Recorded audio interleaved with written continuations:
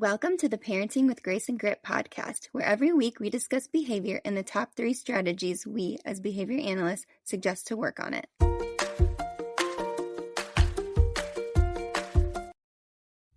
Hey everyone. Earlier we talked about holiday travel by car. Today we're going to talk about how I think a lot of parents, including us, get anxious thinking about taking little ones on the plane, and I don't think that should stop any of us from traveling. So we are going to talk about strategies that we can use to prevent as many behaviors as possible, as well as how to handle it if problems do arise.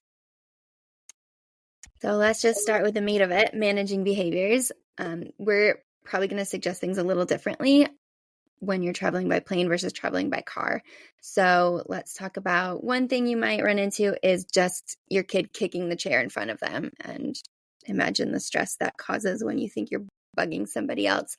So if they are kicking the chair or hitting the chair or doing something like that, whether it is because they're upset or not, we want to focus on telling them what they should be doing, what they can be doing with their hands, where they can be putting their feet.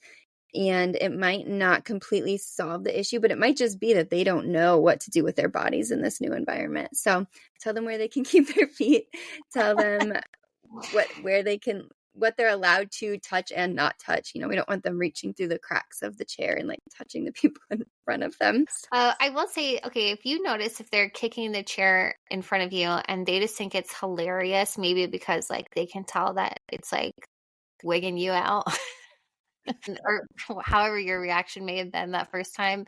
So now they think it's really funny. You can just kind of block with your hands and really don't say a thing. And that should help stop it pretty quickly. You're not giving your attention for that specific behavior, and direct their attention to something else, a different activity that you can do with them where you can give them attention that's appropriate. All right, let's say your kid is just screaming and crying and losing it. So this is probably where we're going to offer some snacks and activities. We would keep it a very small array, maybe 2 or 3 choices at a time, so it's not too overwhelming, especially when they're already in that heightened state. And if possible, have them calm down and ask you before giving it. Obviously, riding out a tantrum in public is a lot harder and a lot more stressful than when you're in the privacy of your car, your home. So we totally understand if you want to give in. If you can just even prompt them to sign this please sign or something like that, just so you're reinforcing and giving them the item for doing something more appropriate than just melting down, that's also great. But if you do need to just give in. But we want to make sure you're giving in early so that we're not creating the behavior to be worse throughout the rest of the plane ride. And we call this shaping in our field. So basically, if you try to hold strong and you're not giving them whatever item it is, and you're trying to hold strong and they're losing it, and then you finally give in, now they're going to think, okay, now I have to go to this extreme and I have to get this upset and this loud or whatever it is before I'll get my item. And they're just going to get to that point quicker. So we want to try to minimize that. So the earlier you give it to them, the better. Absolutely. And especially it's so hard when you're on a plane and people are looking at you, or you're worried that people are worried about a crying baby. And oftentimes that's not the case. But if it just gives you that peace of mind, give in sooner and give them those items so that we aren't, making it worse throughout the plane ride. And hopefully that can make it go smoother for you. I know we get really worried about that, but every mom does. It's hard. Yeah. I think we also just need to remember children are allowed on planes and in public spaces. And if somebody is bothered by that, then that's a them problem. Absolutely. I think Lauren and I both have had people say things to us on planes.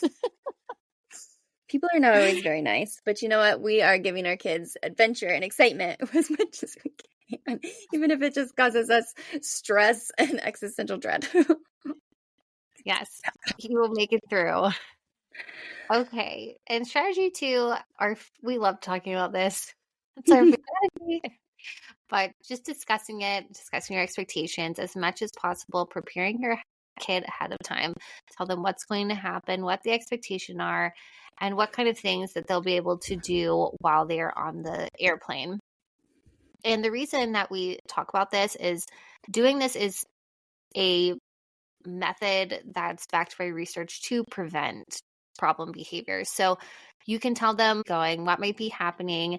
We would suggest talking beforehand with your child and priming them, getting them ready for how they're going to be on the plane. So if you are expecting your toddler to be in their car seat on the plane, talking about how they're going to be riding in their car seat and they're going to be wearing their seatbelt, or just talk about how the seatbelt's going to be across their lap and show them that where the above their head so that they can see it. And, when it's on, they know they have to keep their seatbelt on.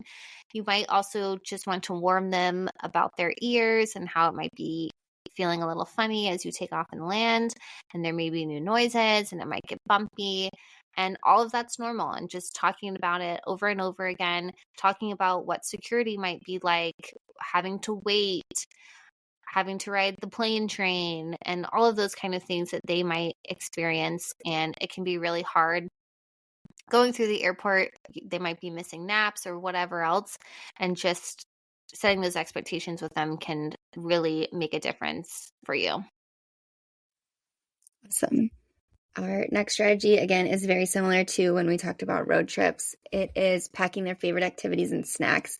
And again, let them help you if possible. You are allowed to bring snacks on the plane. I mean, liquids are obviously the issue, but you can bring snacks. So just fill it up as much as you can. There's loads of things you can find on the internet for ideas on how to pack them. Also, if you can get a few new things from the dollar store that you can put in to a backpack and pull them out when they're on the plane, then hopefully that will help them stay occupied a little bit longer.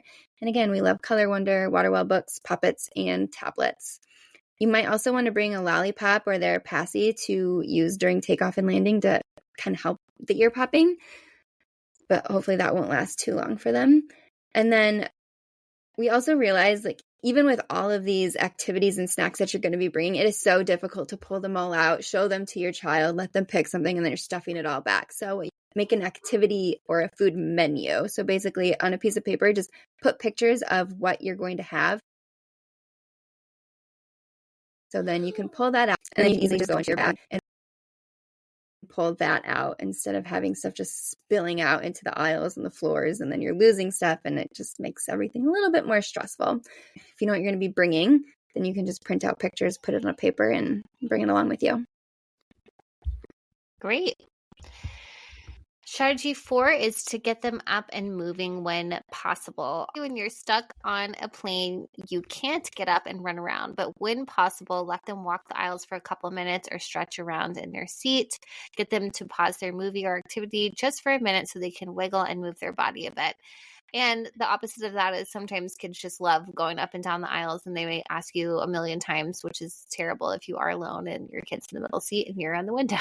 So in that case, you could always just set a timer for them. Let them know, if they're watching a show or something, or they're doing an activity, when that activity is over, then you could walk and just set expectations around that as well.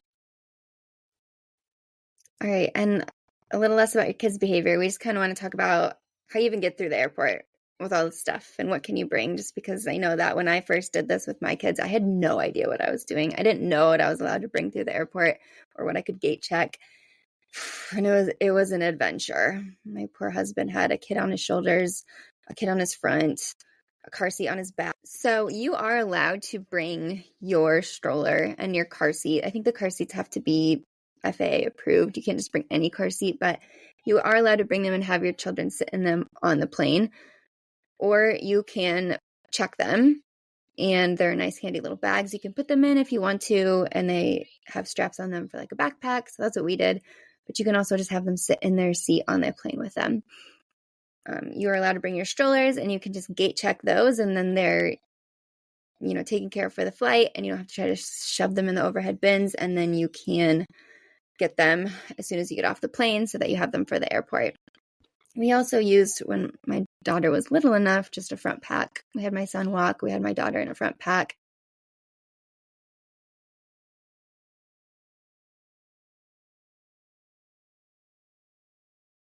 You're carrying everything. So even if you're by yourself, you can still bring, the you can still bring the car seat to the gate and the stroller and have their item, like the diaper bag and your carry-on. So they are more lenient with you as a mom, especially if you're by yourself, to let you have, all those items, and then you can gate check the car seat so that you have it for travel at your destination, or you can, check it there or check it at the counter. So it's all kinds of options, and you can do whatever you need to. And a lot of times they will help you. If you get to the counter and say, I'm not sure what I can bring back with me, like, can you help me? They're usually very kind and will spend the time to help you figure all of that out. And especially going through security, they'll wait on you to fold everything up and get everything through through security. They're very nice.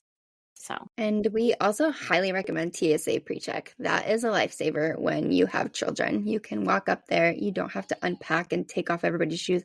I had my little girl strapped to me in a front pack, and I walked through with her. I didn't have to unattach her or anything. I think you can keep them in the stroller and just push them through as well. So if you are able to, it's super easy. Definitely do TSA PreCheck. Lacey was the one who introduced me to that. It was a lifesaver. Yes, I got TSA PreCheck after I accidentally left my phone in the bin, and it was so stressful. We almost missed the flight.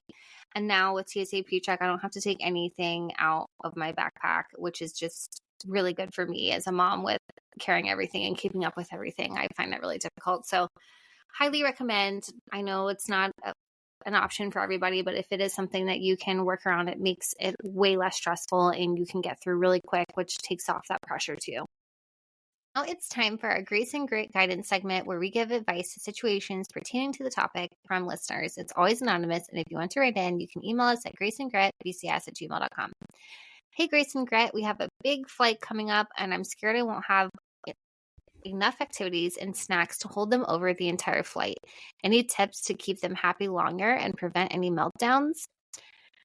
So we kind of touched on this before, but we would suggest getting a few new cheap things along with things they have decided to pack and hide them away. Then, in really those desperate moments, you can bring them out and give them a new toy activity, and hopefully it'll keep them occupied for a while since it's so new and exciting. You might also want to download new shows or games on the tablet, if that's something you're comfortable using.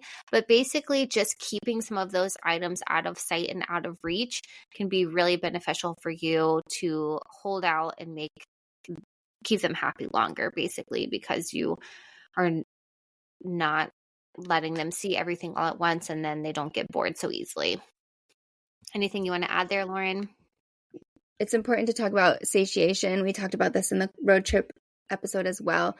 But satiation is basically when we've had enough of something and we're bored with it. So if your child's been playing with the same toy for a while, they're not going to want it again. If they've been eating the same snack for a while, they're not going to want it again. So if we can keep it new and fun and exciting, it's typically what's going to keep them occupied for longer.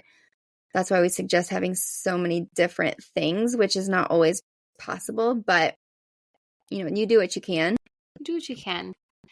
And just like we talked about with traveling in the car, it's going to be one of those days where they're going to get a lot of those extra activities and things, and that's going to be okay. You'll make it to your destination. Things will probably be wonky while you're traveling, and then you can get back to routine when you're home. Yeah. Traveling is a privilege, and we really want people to not fear it if they're able to do it. So hopefully this helps somebody. Good luck. Yes, good luck. And if you ever have any questions about what to do with meltdowns, or more specifically behaviors that you're seeing while you're traveling, feel free to reach out to us. We always want to help parents feel comfortable doing so. Awesome. Thank you, everybody.